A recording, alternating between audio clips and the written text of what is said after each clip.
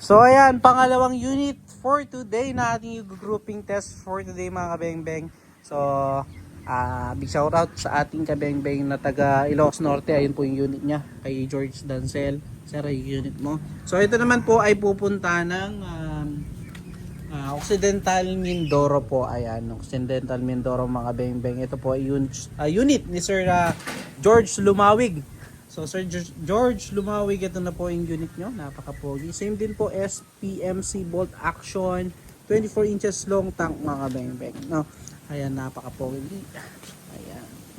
So stainless din po yan mga kabeng-beng, hindi po yan chrome ha. Kahit anong kutkot nyo dyan mga kabeng-beng, hindi po matatanggal. At yung ating silencer, gawa po mismo ng gumagawa ng SPMC.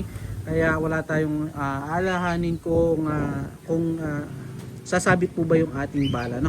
So sila po yung nagtono niyan mga kabeng-beng, and also sila yung nag-zero din yung ating silencer, machine fitted, kaya okay na okay po pagkakalagay niyan. Wala tayong isipin na saside po yung ating pellet. Then dual barrel band, napakatibay mga kabeng-beng, napakakinis ng kahoy. Ayan, solid, lalo na sa personal, napakaganda po niyan. Naka BSA black powder 4x16x44 na scope mga kabeng-beng, 2-cock with safety po. Ayan. So Sir George Lumawig, ito na unit mo. Grouping test natin, gagamitin natin ng Meteor pellets po. Ayan. So Sir George Lumawig, ito na po yung unit nyo. Grouping test na po natin. So first shot po tayo. So first shot tayo sa unit.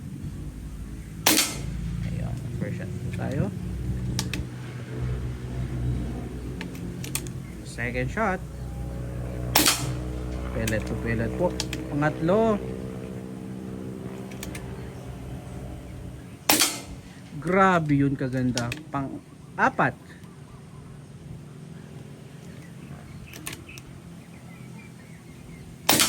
at pang-lima. Solid, ganda tumama siya, pellet to pellet.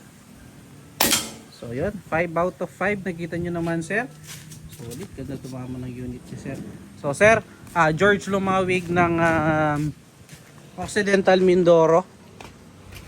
So sir, ayun, nakita nyo naman, napakaganda tumama. So ayan po sir.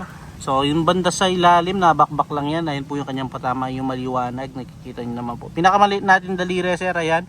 So salamat po again mga kabeng-beng, Sir George Lumawig ng Occidental Mindoro. Pahintayin na lamang po ang inyong laruan. Again, peace out po.